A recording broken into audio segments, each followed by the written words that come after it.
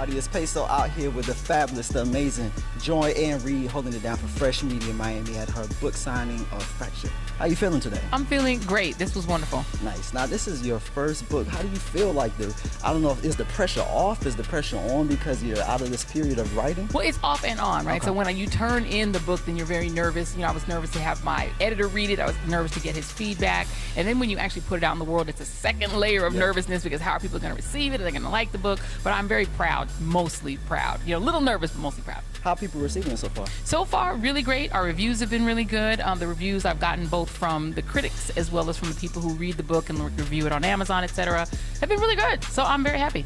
Now, what is the experience like from the daily grind of, reporting on somewhere like MSNBC versus spilling everything in a book?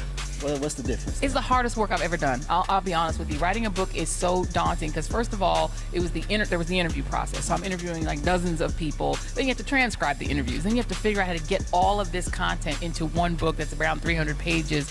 And it was hard for me just to distill it down and make it short enough that it could be read by, one human being in less than a year, right? So I had so much material that I could have written 3 books out of it. So it was difficult to get it together, but once it was done, I'm actually really proud of it, and the cover is so soft. Nice. So today you're out here, historically Black University, Florida. Memorial, I was about to say Florida A&M. I'm rattling in the heart. I can't say Florida Memorial.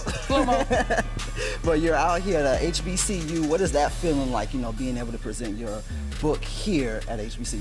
It was important because what I'm talking about in the book when I talk about the racial divide really is the divide between black and white. Yeah. And the reality is that African Americans are such an integral part of this country. And the history of this country, in a lot of ways, is the history of the way the country's dealt with us. So because we are so central to the narrative, not just of the Democratic Party, not just of our politics, not just having the first black president, but just black people now. Just looking at Black Lives Matter alone, it shows you that African Americans are so important. So it is really a blessing to have my first South Florida appearance be at an HBCU. That was really important. Well, welcome back home. Now, real quick, what is the thing you want people to take away from this book? What do you want them to leave thinking after they read Phresh? I want people to walk away from this book thinking, understand that African Americans are not just Democrats because they have no better ideas. African Americans have made a really deliberate decision about the way we vote, and it needs to be respected not just by the public but by the party.